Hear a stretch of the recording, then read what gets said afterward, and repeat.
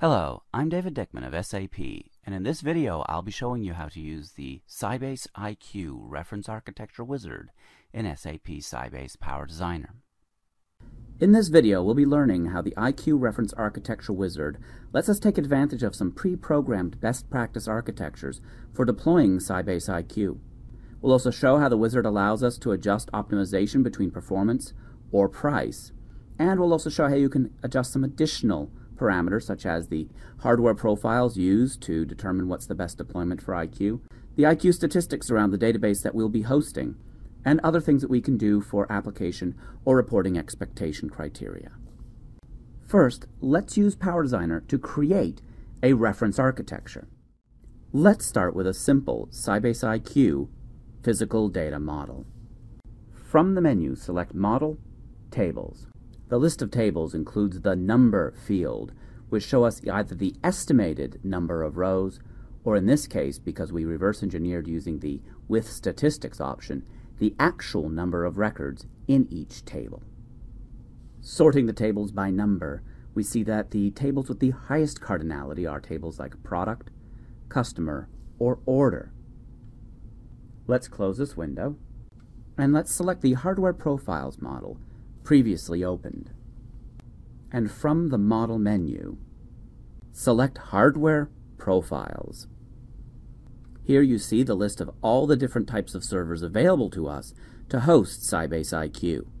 You may easily add, remove, or modify anything on this list to match your current environment.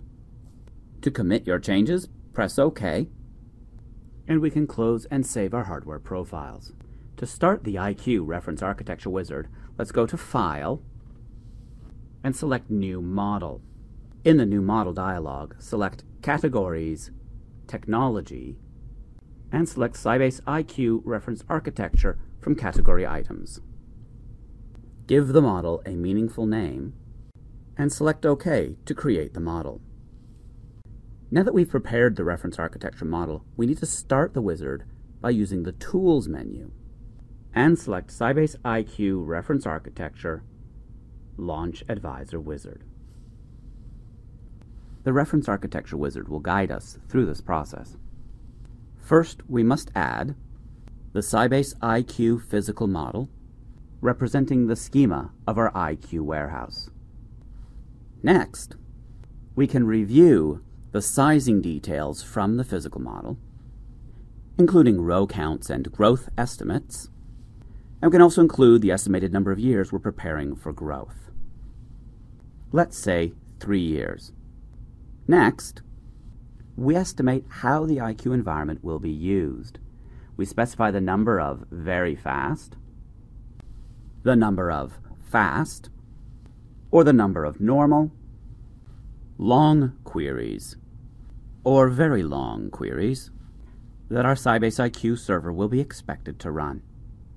Next, we may add critical tables to load, like customer and order.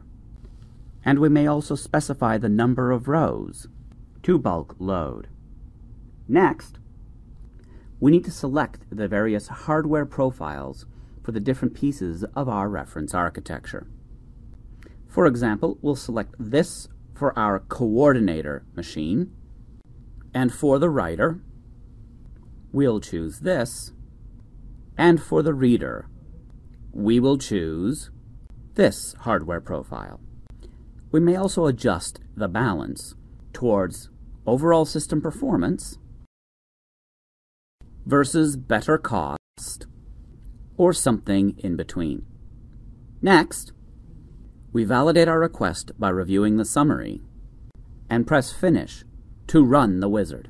The generated reference architecture diagram shows us our best configuration to match the criteria supplied. To examine the details, we simply right-click and select Open Diagram. Double-click any node to view its overall properties, additional details, the list of the IQ servers, and IQ stores that make up the node. Double-click a server inside the node to view its properties and details. With this model and underlying details, we can now properly plan a best practice IQ implementation. To share this model and its information, the best way to do that is through a model report. With the reference architecture model open, we'll use the report menu and select Reports. We'll select the New Report button, give it a meaningful name, and select from the Templates drop-down the Sybase IQ Reference Architecture Report template, and select OK to launch the report editor. We can expand the sections to see what will be included in the report. To generate the report, we'll go back to the Report menu and choose Generate HTML for a web report. Choose your location to generate the files and preview them in your choice of web browser. The web report includes a dynamic table of contents, clickable to jump to the related page, includes the diagram graphics, hyperlinked to the detailed pages. We can also use the Report menu to generate a Word document.